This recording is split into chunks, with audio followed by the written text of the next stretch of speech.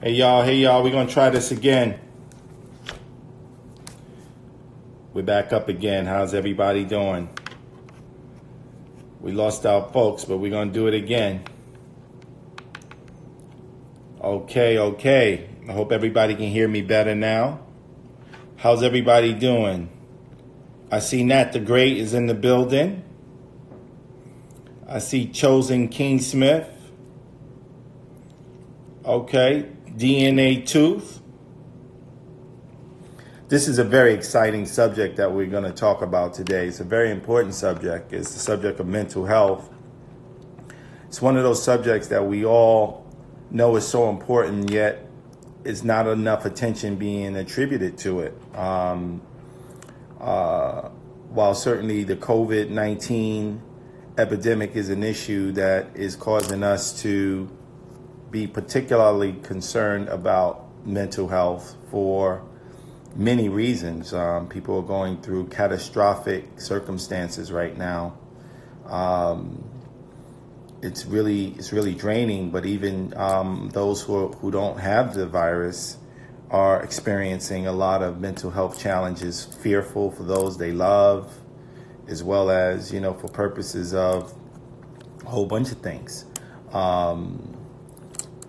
Can't get out the house, businesses are going down.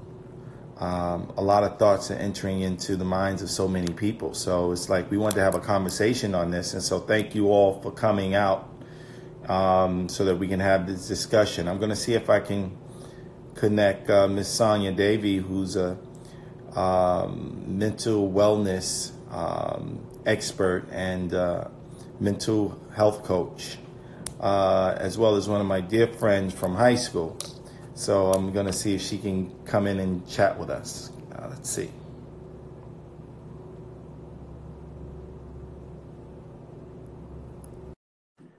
Let's see if we can get Sonya on.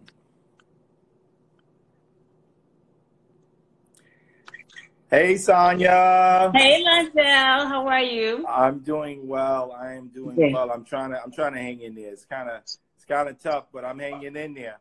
Good. Good. I'm doing well. I'm trying to keep my energy up, and good. I have to cook everything for myself and all those kind of things. What? How are you doing?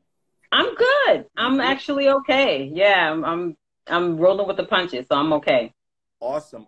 So we're so happy. We're so happy to have you here. Obviously, you're one of our very own supporters and contributors, and we're happy to have on our team someone who's an expert like you. Just tell the people a little bit about yourself and your background and how you got into mental health.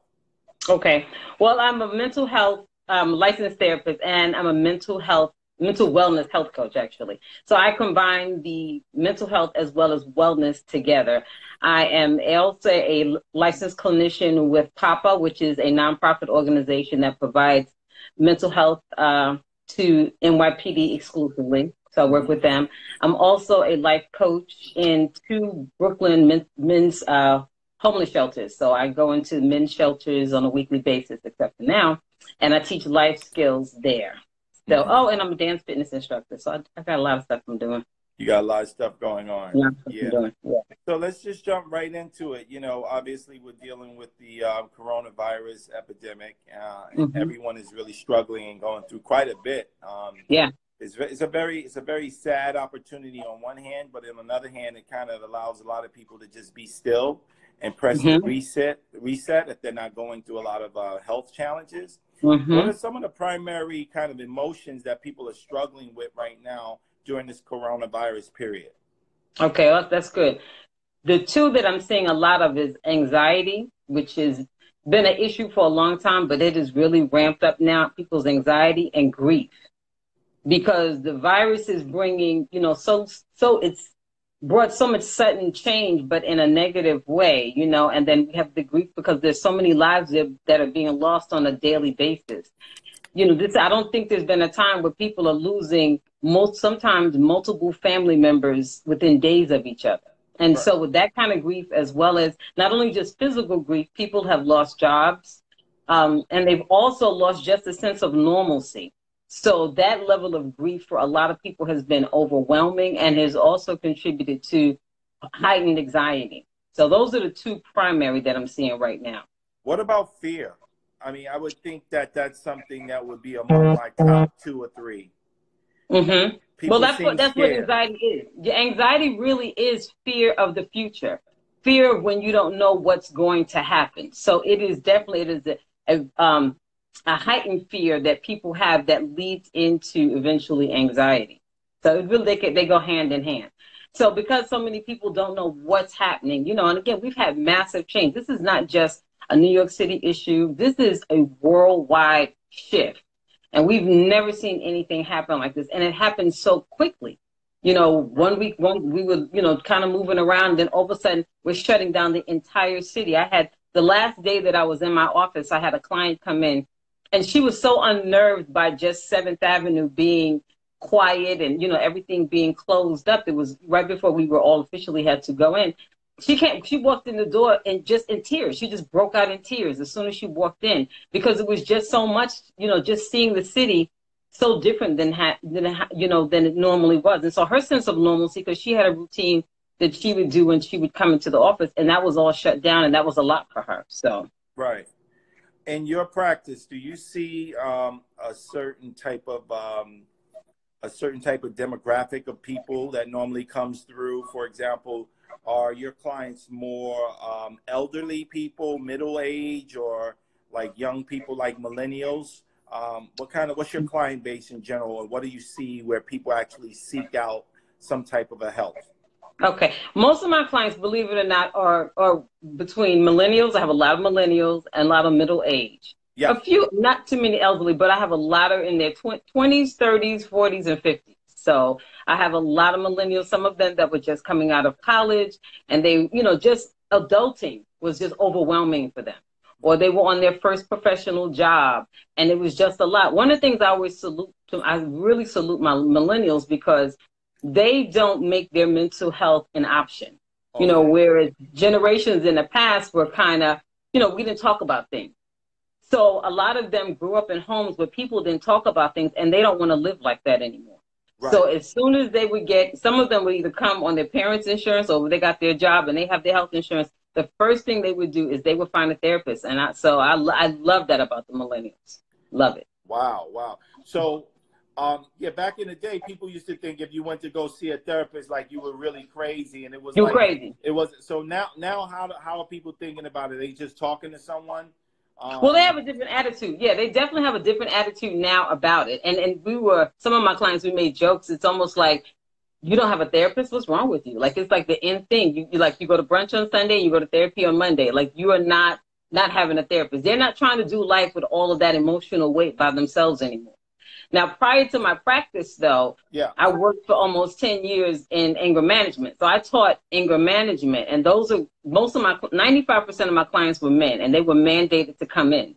And they were coming in either from incarceration, they were released from parole or probation, or just manned ACS cases. And so I worked with them.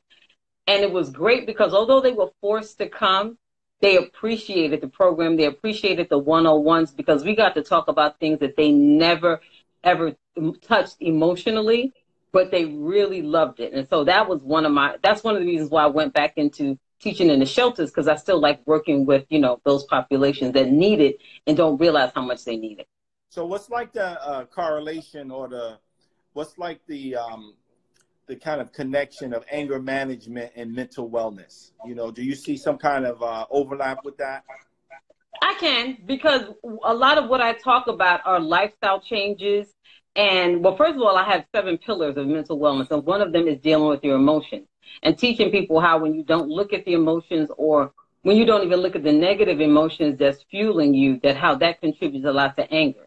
Because people just would look at anger as just this, you know, the primary emotion. I said, no, that's secondary. There's really a whole lot of other things that you're not dealing with that we have to look at. And also just how people live their life. They don't realize how your body has to have unity. You know, the things that you're eating, things that you're drinking, the way that your lifestyle choices, that contributes to your body being either, because your body can be anxious. You know, there's no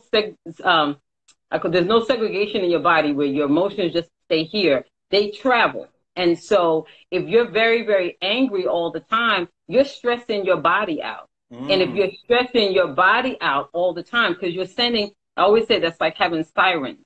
So if you're always stressed and angry, your body is heightened all the time. And when your body's in that heightened state of anger, one of the things that it does is it suppresses your immune system. So you're finding, I'm finding people, a lot of times when people, because I listen when clients are having chronic health issues, even though we may be talking about mental health issues, I try to blend the two together. So if they're always sick all of a sudden, and I say, okay, let's look at the stress. Let's look at how your household dynamic is, because if you're always turned up, that's compromising your digestive system, your reproductive system for the ladies, and it's definitely compromising your immune system. And when you say turned up, meaning your emotions are running rampant, huh? All the time, chronic, right? Chronic. Chronic. So how do you look at that as one symptom versus like being depressed, always down all of the time? How do they correlate? Because it's not always just one symptom, and that's the thing, and that's one of the reasons why I became a health coach, and also I specifically got training in mental health integrative medicine, because people just think it's one thing, and it's not. A person can have anxiety and still have all these other health issues, and you don't know. Sometimes it's because of the anxiety, or sometimes the health issues, they can go back and forth. And so their mental illness in general has to be broadened in the way that it is looked at. It really does. It has to be broadened. And there are a lot of people that are doing it. They're now on board. There are what we call nutritional psychiatrists. Not a lot of them yet, but they are doing that type of work. And they are, for example, whereas one person may just look at you and hear a couple of symptoms and give you a medication, they're looking at a broader perspective of what could be going on with this person. And then they may add supplements, like I, have an education in supplementation. So I don't prescribe anything, but what I do is help clients have a better conversation with their doctors.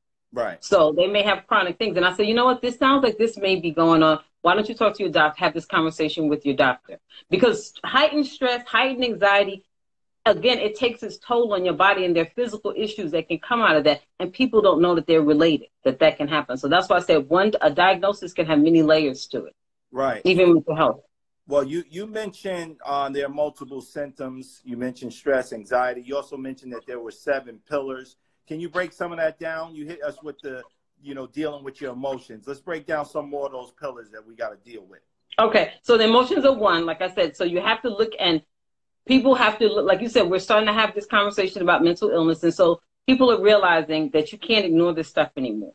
So when I say the first thing, you want to look at what's going on with you emotionally. What is it that maybe you have not dealt with? Our people, we carry a lot of things that we have not dealt with for sometimes generations. So we want to look at, what have I not dealt with? Are these emotions really disruptive? How disruptive are these emotions for my life? And that was one of the beauties, again, of working in anger management, because guys got to see, no, this behavior is not cool. Like, I keep losing jobs. I keep losing family members. I keep going back and forth to jail. This is some stuff I'm not dealing with. Right. And so they got to see how disruptive it was. And we, like I said, we had some of the best sessions, because those conversations were necessary, and because they were mandated, they were forced to listen, but they appreciated it after a while. So emotional health is first. That's the first thing. Diet. It's absolutely, your diet is vital. One thing I want to, in terms of, like, for alcohol, I'm going to pick on alcohol just for a minute. Oh, that's our audience love alcohol, though. Don't lose my audience now. Go ahead. Go. No, I'm not telling them they cannot drink. What I'm talking about is excessive. So okay. Do you drink, first of all? Do you drink? I like wine, and I like a little champagne. Yes, that's it. I'm talking about Henny. Do you hit the Henny? No, you don't do that. Okay. First, because I can't handle it. That's why you got to know your body. You got to know if you're sensitive to it. And I'm real sensitive. Okay. So I like champagne and a good glass of wine. Okay, so let's get back into the alcohol. Let's go. Right, excessive. That's why I want to make sure I say excessive. Yeah, put that excessive in front of it.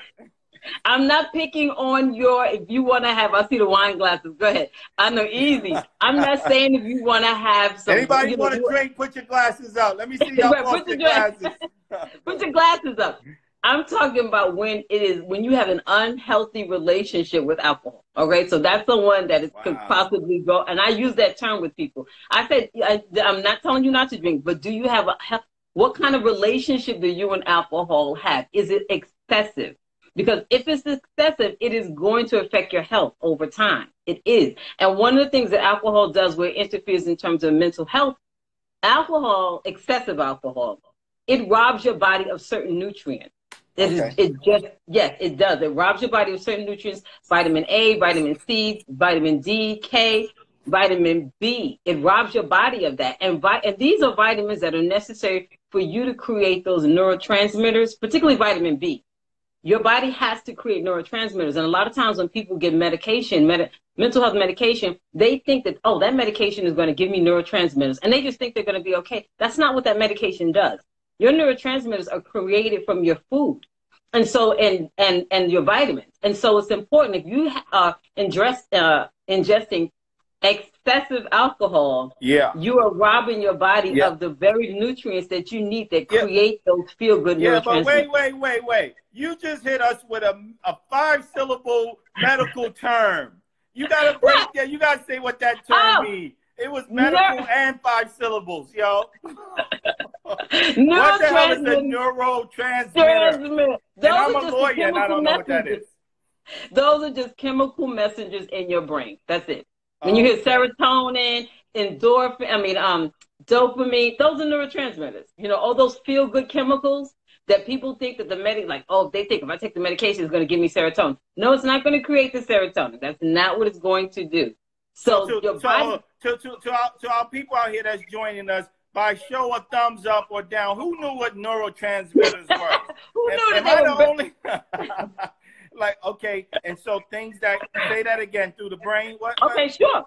So the foods that you, like I said, if you excessive, I'm going to make sure it's excessive alcohol, and I'm going to throw sugar in. If you have foods that are high processed, these are things that are not saying you can't have them, but you want to have them in moderation, because someone knew down here what it was. Because what it does, they rob your body of the very nutrients that you need, not only for your body to function. Wait a minute, everybody got a thumbs up though, Sonya. Everybody's like a medical expert on the slide. Because you have a smart audience. Yeah, you have a smart audience. Okay. I knew, but somebody said.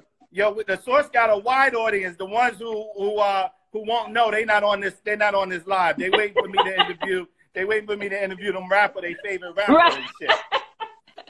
But go ahead. And so that's what I'm saying. When you have that those excessive foods and excessive alcohol, it's not going to give you those neurotransmitters. So then after a while, you're not creating those brain chemicals that make you feel good. You're not going to create them. And so that is why a lot of times people get into a very vicious cycle when it comes to their mental health.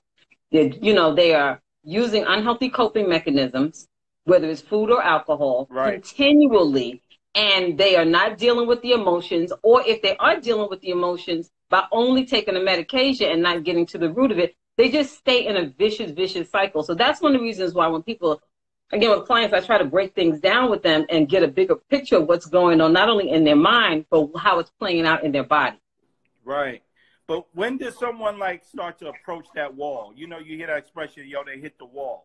When is that period? When do you know that you're coming up against the wall, or do you not know from a mental kind of wellness standpoint? When can someone realize, wait a minute, I really need to go get some help? I'm going to give you some symptoms. Well, first of all, if you're starting to see that your life is being disrupted, that's one. If your life is starting to be disrupted by certain behaviors, that may be something you have to look at.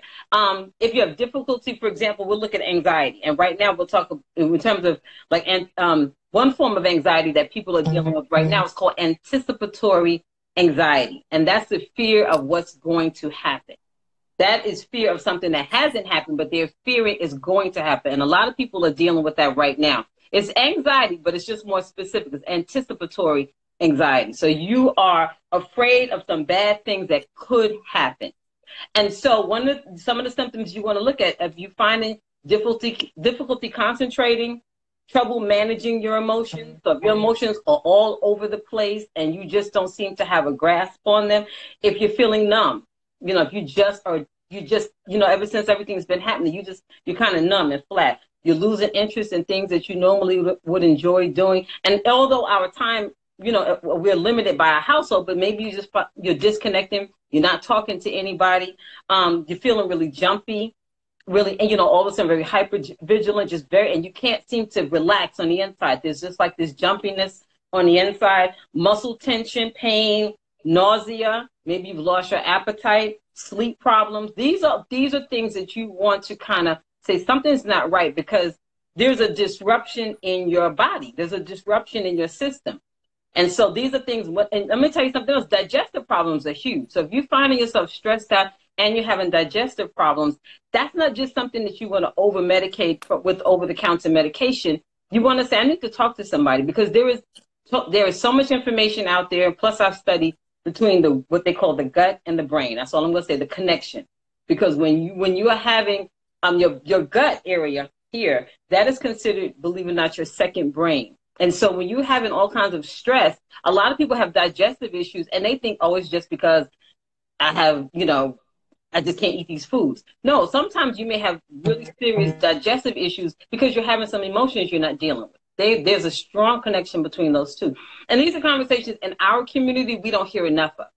Mm-hmm. Like, I've been studying this for so long, and every time I go to different environments, I'm like, wow, who's bringing this back to our people? We just think that, oh, I'm just stressed out, and I got to take all these different over-the-counter medications, and maybe my stomach will be all right. And yeah, I'm living with all of this, you know, this PTSD or things I've never dealt with. And then I realized that their whole body needs to be, it needs an overhaul, you know, right, so that they can feel better mentally and physically. Yeah. You know, a lot of people say they're stressed out when they're having arguments or fights, or, you know, they're not getting their way, but stressed out is much broader than that, right? It's much broader than that. It's much broader, and it's very dangerous, because excessive, and this was one of the conversations, believe it or not, when we were, last year there was a campaign we were going, and even talking to NYPD a lot about stress and PTSD, and really educating them too on what it does to them. And so this is why, again, I like to know what my clients, if they have chronic illnesses, so that they can understand we have to work on this stress, because this is serious. And I want you to know that this can lead to even more health issues. So we got to deal with either what's going on between you and your husband, or what's going on between you and your kids. Like, what kind of, let's bring the family together. Let's bring everybody together, whatever we have to do, because this stress is not healthy for anyone. People don't really understand how deadly stress can be. Do you think that your general practitioner doctor that you go to is in tune enough with these other issues? Because often doctors don't really ask these kind of questions that have an impact. They often focus more on other kind of symptoms. You know, you open your tongue, you lick your tongue out with your ears, you do your heart. But what about these kind of issues? Do you see that as something that's becoming more and more prominent in the discussion? It's a combination, because I've been in healthcare pretty much my whole career. So there are some doctors that are not. You know, they're not doing it because of, and I'm going to say because of the time limit. Some of them are working for the, HMOs, and they literally only have a small amount of time with their patients. It's sad, but it's true. They don't have that much time. They really don't. And so they try to get to, I guess, the issue that's giving the patient the most problem, so they can solve that.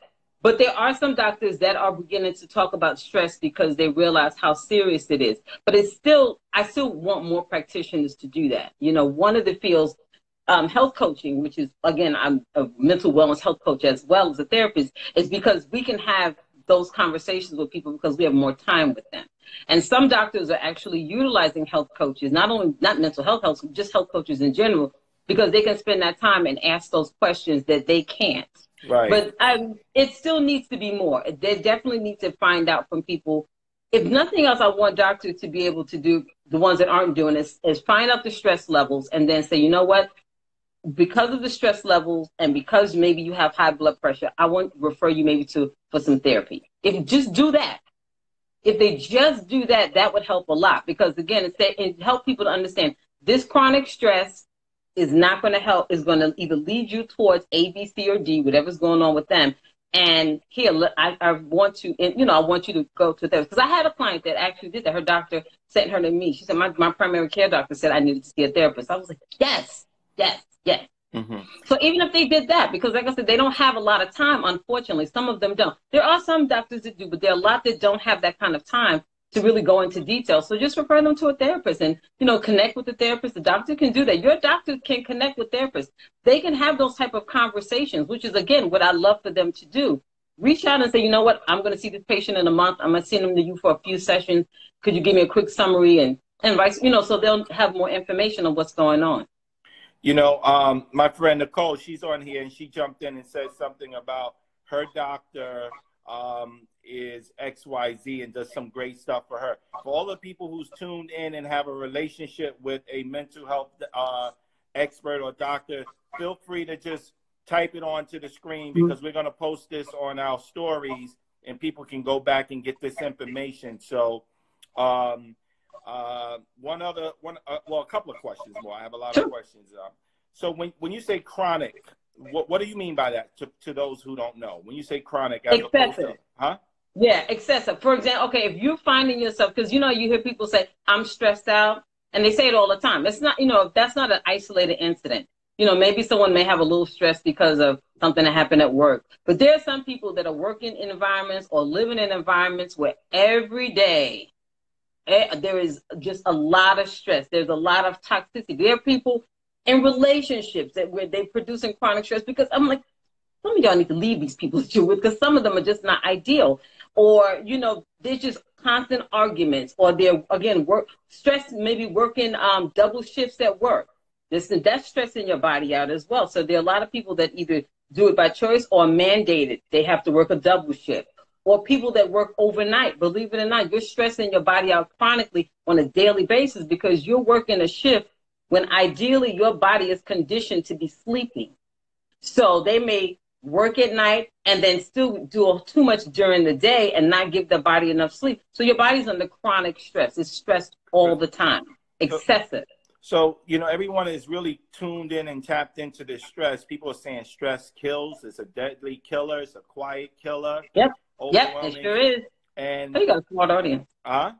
Oh, you got a smart audience. They know. Like, I feel like just pulling everybody up and letting them just talk with us. I wish there was a three-way screen. I know. But, you know, this whole stress thing, is the stress largely coming from within or from without? Is it coming from the outside in, something causing you stress, or something that you're doing through what you're eating, not eating, how you're reacting? Obviously, you're going to say both, but how much is what, and how do you actually manage it best? Is it something you internally are working on, or you just avoid stressful or toxic people?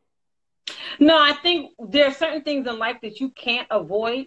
So for a lot of people, you have to get some tools on how to, you have to get some tools on how to create the wellness within as well as in your environment. But first, you got to focus on creating the wellness within your mind, within your body, reassessing certain situations, identifying in life the things you can control in that moment, and learning how to gain peace until you can make some other moves. You can do breathing exercises. Breathing exercises are absolutely amazing. Simple breathing exercises, just breathing in through your nose and holding it for a few seconds, maybe like 3 to 5 seconds, and then blowing out through your mouth, breathing out longer. And I'll tell you why that's so important. The longer exhale. A simple breathing exercise, your body is like, thank you, saying thank you to you. So then a breathing exercise is so important and they're simple. And this is why I love to tell people how to do them, or just to do a simple one, because your nervous system, again, is all turned up. I call it like the fire. When you get stressed out, the alarm goes off in your body and there's a fire. When you start to breathe in and then you breathe out, the exhale is longer. You're what they call, I'm going to use two terms. You have your sympathetic nervous system and your parasympathetic. All right. So your sympathetic nervous system, that's the part that's all turned up, all wound up. So when you breathe in and breathe out, the parasympathetic nervous system, that's the calming side of our body. That's the calming part. It starts to bring like water hose of that fire. So when you breathe in and you breathe out, you are giving your body the water to the fire, basically. The water to the fire. And so that's why that's something that you can do a breathing exercise anywhere. Even if you just had a disagreement with someone and you walk away, you can walk away and just go and do a few breathing exercises, and you literally start to calm down. When I do those with clients in the office, they say, oh, wow, I feel better. Like I have them do a series, and they just start to feel better. I drive in New York. And so when I'm driving, I'll just sit in the car and just do some breathing exercises, and you literally will feel your body start to calm down. So something as simple as that. These tools are really important for people to learn because, again, there are going to be some circumstances that you cannot control. There are things about this, this quarantine we can't control, but you want to say, okay, let me look at what I can control, and let me give my body some form of relaxation. Let me determine, create an environment for me to relax, things that I need to do, drink tea, different things like that, so that you can work on, like I said, what you can. And then that can give you a little more peace of mind. Like what one person asked, what about internal heat and water? What about an internal heat and water? Can you speak on that?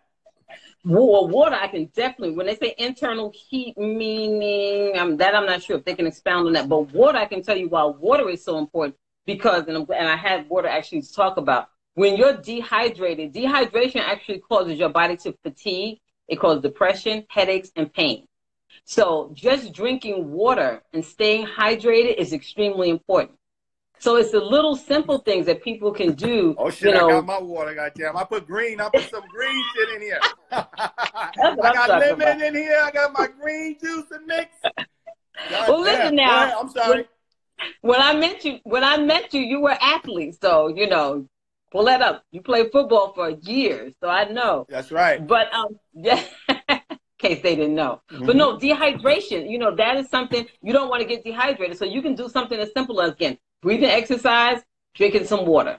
Right. Just right there, because you're helping your body as well as your mind, and you're not, at the same time. And those are the kind of practices you want to do, dual practices. You want to do things that are going to be for your health, the health of your body, and for your mind. And that's why, like I said, I got when I had more training for mental health integration, because that's important. People need to know that there's little things that they can do, as well as supplementation. That's another subject, but all of those different things can really help them. Right. You mentioned something earlier called anticipatory anxiety. Yes. Explain that a little bit more. That's where you're kind of always walking around and you're projecting and thinking something's bad going to happen to you. You basically is right. You're worried about things that could happen. Could happen. So it hasn't happened, but you just are in a state where you're thinking, like, for a lot of people right now, that maybe there's some people, for example, that are, they're on their jobs are on furlough, and they're just constantly in a state of worry because they think they're just not going to have a job. Right. So that, it may be true, it may not. I'm not, we're not sure, but they're in that state. Or some people right now, if they have loved ones that are in the hospital, and they don't know, they're anticipating, that person may pass away, so those are something, that's real right now. That's something that's very, very real. And then there's sometimes people, they may not have those extremes in their life, but they find themselves defaulting to always thinking the negative. There's some people that just do that. They just automatically default. That's what I tell clients that, in this conversation, I'll tell them, I say, you're defaulting automatically to the negative. Right. And so it's just a matter of teaching them and helping them to learn to eventually let their, default to, okay, more optimistic instead of always being pessimistic. And again, that stresses your body. One person just asked, can stress affect your cognitive thinking and abilities because you're stressed out, or is that not something that is tied? It can. Absolutely. It can, because you have to look at stress as a disruptor. Oh, you have to look at it as a disruptor. I like that. Tell us how. Stress is a disruptor because, like I said, when your body, what happens is stress tells your body that you are in danger. That's the message. So stress has its place in our life because we need it. We live in New York, and if you feel like you're in danger, you definitely want the stress to be there because it prepares your body for fight or flight. So it's necessary. But what happens is when people are chronically locked into stress or a stressful lifestyle, their body is always thinking they're in danger. And so their system is being disrupted, thinking, okay, we got to stop doing this. We got to stop digesting the food and then the nutrients that she needs for her brain because she's in danger. Wow. And so, and then we got to stop. It's the three things in particular that it helps. Like I said, the digestive system, your immune system, and your reproductive system. When that stress alarm in your body goes off, all three of those go on pause because your body says we got to give it glucose so that she can fight or flight. And so you're not getting the nutrients and everything that your brain needs. So that's why even when I talk to educators and they talk about kids and learning issues, I'm like, what's going on at home? Let's look at the stressors this child may have, because that may be contributing to why they can't properly concentrate, learn, all that stuff. But that's another subject. But yeah, stress can definitely do that. But you know, in the hood, we all stressed out though. When we grow up in the hood, it's a lot of stress all the time. Absolutely. But you know, we as a people, we've endured stress from the transatlantic slave trade all the way to now. So it seems like we got to stress. We've been dealing with stress in our DNA for so long. But how much is stress is the breaking point? And obviously it probably varies for each person. But we seem to have a very high level stress tolerance, right? But we also have a lot of chronic illnesses too. Yeah. And you think it's we got a lot of chronic carrying it That's forward? a result. Absolutely. Absolutely. We have a lot of chronic illnesses because we have not been taught how to make the connection between the two. So, you know, for example, you know, we will find comfort foods, which are delicious, but we will deal with our stress sometimes with comfort foods. Like I've even had a few clients since this quarantine told me that they've been doing more emotional eating. So, which is not the, you know, that's okay. And in this, you know, again, like, just like I talked about the alcohol, not excessive, but when it becomes excessive and you're constantly going to, not only are you going to comfort foods that are not healthy, you're going to comfort foods that have chemicals that are addictive. And so that gets you on this vicious cycle. So then now we got the high blood pressure. And then now we have the diabetes. And now we have our arteries are clogged up because we have this stress and we're dealing with it through unhealthy mechanisms, you know. And not everybody. You got the hormones in the food that even adds on top of that. Absolutely. Absolutely. That's why if you check me well, you know, when this is over, but weekly I'm at the farmer's market because we have all, you know, I love going to the farmer's market to buy a lot of my food. But yes, we have all this. That's why I said mental health has got to have a broader conversation because people don't know how to connect. You know, they're not taught how to connect all of these dots to what goes on within their body that affects their mind or what goes on in their mind that affects their body. And it's so much more. It's so much more than just, you have these 3 symptoms, okay, this is what you're going to get. It's so much bigger than that. It's much bigger than that. Right. It's powerful. You know, it hurts my heart when I think of so many of these young rappers that are getting killed and murdered, and everyone think it's only because of the music. But, you know, I tell people, you know, mental wellness and mental health challenges are far, far more dangerous than what the rap lyrics are being done right now. You know what I'm saying? Can you speak on that? Can you speak on what's going on with some of these people? Let me say, and that's one of my favorite subjects because when I worked at the agency in Brooklyn, I worked in Brooklyn, so most of my clients came from Bedside, East New York, Brownsville, Bedside, came from all areas of Brooklyn. And when I tell you I loved working with them because we would have conversations, like I said, that in most cases they would have with no one else. Because one of the beauties of therapy is that your information is legally safe. So unless you tell me certain things, like you're going to kill yourself or hurt a child, or one more. Unless you tell me any of those, I can't take your information anywhere. Legally, I can't. I can't take your information anywhere. So guys especially I had a lot of guys that were gang affiliated, and we would talk about things, and all of them would have regrets about things that they had done, lifestyle choices, situations they were born into, that they were forced to do. And for a lot of them, I did have empathy because some of them were literally, I'm not making excuses. Like I would tell them, I'm not making excuses for bad behavior, but I do understand it. I understand where you were placed or where you were born and the things that you were forced to deal with. Guys that had good intentions to go to school. I remember one guy he was gang affiliated, and he told me he got picked on so much, he started carrying a gun at 13. He said, because he got tired of getting jumped. That's real. That's real. That's right real there. talk. That's not an excuse. No, that's real. They gotta pick a side. They gotta pick some protection just to get Absolutely. Just to get to school. Absolutely. And he was a guy that was small. And I remember another woman, an ACS case, because her son was for educational neglect. And the reason why he wasn't going to school was because he was being bullied when he went one direction. So he would go another direction and take another bus to go to school, but it made him late every day. And so he was being marked absent. So I asked you a question about the stress and the impact you think is having on the crime rate, the murder rate, and particularly, with people in the hip hop community, but in general. I'm very interested in us pursuing that discussion more, because a lot of people want to just blame hip hop and the music. It's way bigger than that. No, it's way it's much bigger than that. It's even bigger than the drugs. It's much bigger than that. One of the roots of it, a lot of it, and you alluded to, is trauma. Trauma is, there's so many different types of trauma, from physical trauma, emotional, mental, immigration trauma, because I worked with a lot of people from the Caribbean and from Africa and different countries who had the trauma because they were trying to get here, and so their families were split just so that they can get the kids. There's so many layers of things that contribute to why people do what they do. And I literally have counseled over 1,000 men. And all of those guys, like I said, there was a common theme of either their emotions being ignored, not being acknowledged, being misunderstood.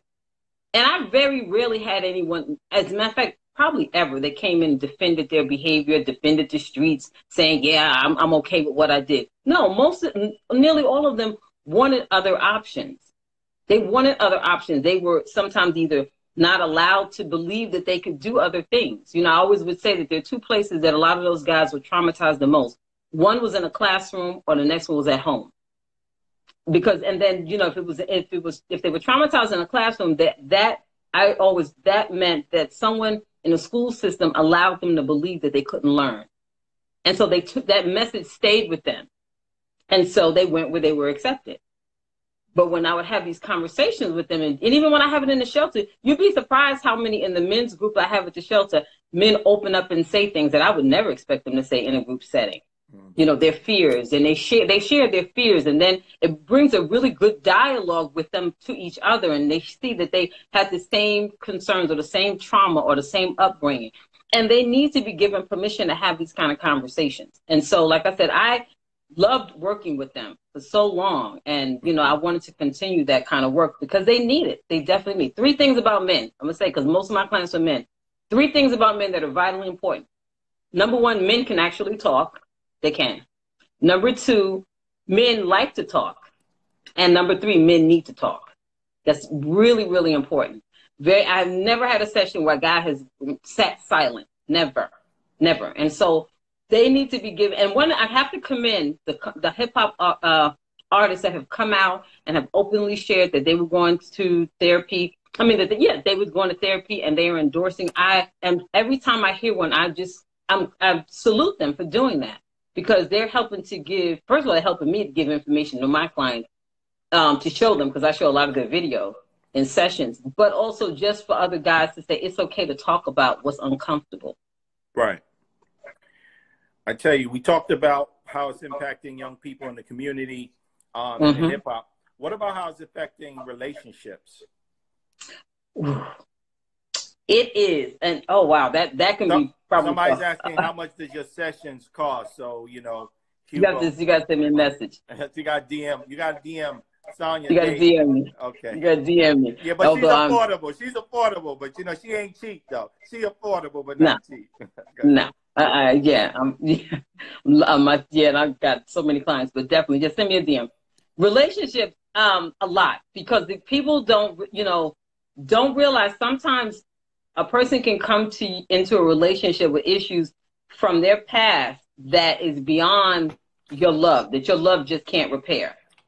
And it can put that relationship in a very vicious cycle. I deal with that so much. And for the people who know me on this live, I've dealt with that not only in personal relationships, which I don't tolerate, which is why I'm been single this long, all these years. And I deal with it at the office. I've obviously, had a lot of employees and people who work for me over the years, and they bring it in, and they wind up thinking I'm a little distant because I have to kind of just keep it to the side, right?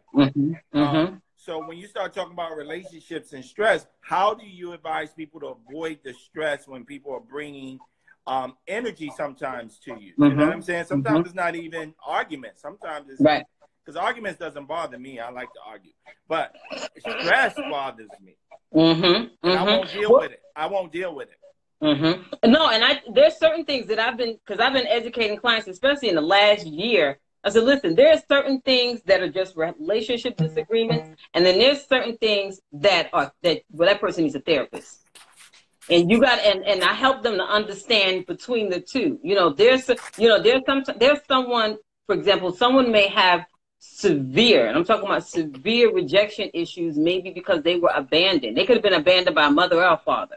And I'm not saying this is every person has this issue, but they can have severe rejection issues or severe abandonment issues that they need somebody to a therapist to walk them through the healing of that before they can have a relationship. And I've said that to people. I've had some clients that come in and they've told me things about their past and I've quickly done a history and seen a pattern with their dating. And I said, you don't need to date right now. You don't need to date right now, because we need to work on some of this, because you're going to make a new person crazy, because you're going to want more from them than you should. So and this is male or female. So this goes both ways.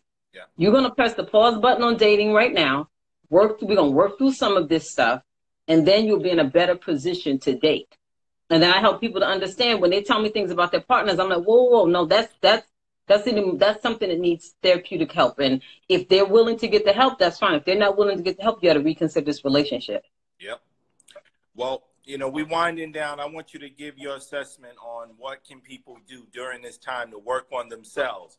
The pause button has been placed on every one of us for the most part through social distancing and actually stay-at-home orders throughout the country. What can and should people be doing to kind of just work on themselves so they can heal and they can come out of this situation in a much better way than they came into it? Okay. Well, number one, you want to see if you're in assessing your emotions, if they just, with all the self-help, just seem to be more than you can handle, reach out and seek a therapist. One of the beauties of what's happening right now is all the insurance companies have lifted the restrictions, so you can get virtual sessions. You can get virtual, and if you don't even have access to a smartphone or computer, they're paying for on the phone. So you can if you just need a therapist, you can contact your insurance company. If you have Medicaid, any of them, you can contact your insurance company, and they can help you to locate someone in their network. Or you can go to psychology.com, psychologytoday.com, and they have a database, and you can go through the database and you can reach out and see who you can have. The Office of Mental Health, they have an emotional support helpline, and I'm going to give you that number. It's 844-863-9314. So that's New York State Office of Mental Health emotional support helpline. Do they have a national one? Because our audience is from all over. They letting us know they're not just from New York. I'll get the information so you can post it. I'll definitely look for that. Okay. I'm sorry about that. Yeah. And if it really gets bad, please put this number down to the National Suicide Prevention Lifeline. This is important. 800-273-8255. So that's the first thing. Also, you want to cut yourself a little slack now. If you're having a different emotion, a wide range of emotions, it's okay. You're not the only person that's going through the struggle. It's not a sign of weakness. I had someone recently who lost someone really close to them, and they kind of were not wanting to let their emotions go. I'm like, no, let yourself go. Don't try to hold that stuff in. If you find yourself that you need, if you're going through grief right now and you got to cry. Crying is healing. You don't want to trap those emotions up. So you want to be honest with yourself and say, how am I feeling? Doing a daily assessment. How am I feeling today? Am I okay? Do I need to talk to somebody? Do I just maybe need some more sleep? It's okay. We're moving slow now. Get yourself some sleep. It's fine to do that. Have people in your circle. It can be 1 or 2 people or maybe more that make you feel good when you talk to them. Not someone who is constantly complaining, not someone that is just giving you play-by-play of what's going on with COVID-19. Have someone that you can talk to that makes you laugh. You have a circle. This is a time, and this is when our phones are really helpful, because you can stay connected. People are doing Zoom sessions, if you can do those Zoom parties, or if it's just someone you can FaceTime with, but you can do that. Make sure that you stay connected, because isolation is not good, you know, constant isolation. And also you want to just, again, find some things. Maybe this is a good time for you to do some things that you haven't done in a while. Read some books. Some people are reading books. Find some things on TV to watch. Personally, I like comedies because during this time, I don't need nothing that's going to make me sad or angry. But you want to do things that make you feel good in a healthy way. You can get outside and take a walk and come back in. That's a great thing to do. What about music? Of course, music. Music is awesome. Music. Listen to music. Get you some, listen, I like the old school hip hop personally, but get some great music. Turn up some music in your house. Dance. Those are some things you can do. And when I'm telling you to do this with your family. If your parents, don't just do these things for you, because your children may need, you know, that type of relief as well. So do that. The breathing exercise I told you about. Do them with the kids, and then y'all turn up some music. But look at this. Reframe the way we look at the situation as much as possible. Instead of being stuck at home, I heard someone say that we're safe at home. Think about it that way, that we are safe at home instead of stuck at home. Last thing somebody asked was what, and I thought it was a good question. What may be some of the mental health challenges from being socially distanced for so long and pent up, you know, anger for having to be inside?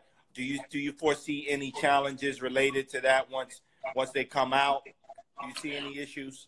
Well, because for some people that already have issues with social anxiety, that, you know, that may be for them reintegrating back into society, you know, the world as we know it. Absolutely, that may be an issue, because there are some people that have challenges with social anxiety, any type of social setting. So them being isolated even longer can be problematic. So that's like one of the biggest things. And then PTSD, post-traumatic stress disorder, because for some people this isolation is traumatic.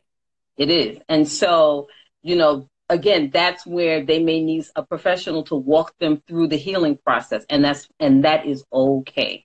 It does not mean that something's wrong with them. Go ahead. Well, I must say, you know, other than my heart breaking with the amount of people that are dying and the people who are sick, and really my heart does break for that. You know, it's very painful. Mine too, yeah. And other than not being able to work with my team on a day-to-day to do the things that we want to do, there have been many, I think, advantages for me to just, you know, unplug, rewind, and just focus, you know. And so if we can look at as they say, the cup half full instead of half empty, and work on ourselves during this period, we can turn a negative into a positive. And I want to thank you for joining us and sharing all this information. We're going to call you Sister Sonya. We're going to get you in here more often.